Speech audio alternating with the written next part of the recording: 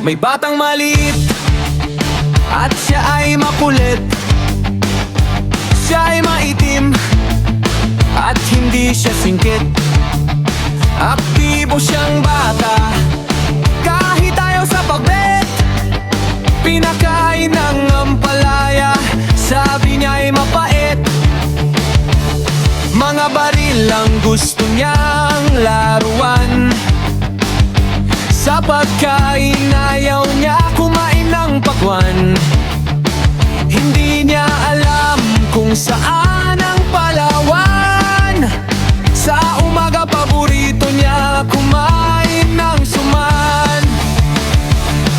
Mahilig mag-computer doon sa Pesonet.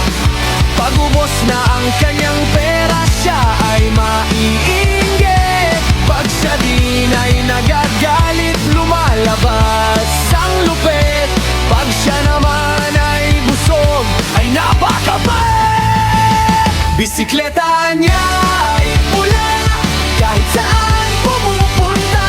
Madami siyang kaibigan, palagi sila nangunguha ng mangga. Mayroon siyang bola, kolor ay pula. Pangalan niya Axel at taga-Balyangaw siya.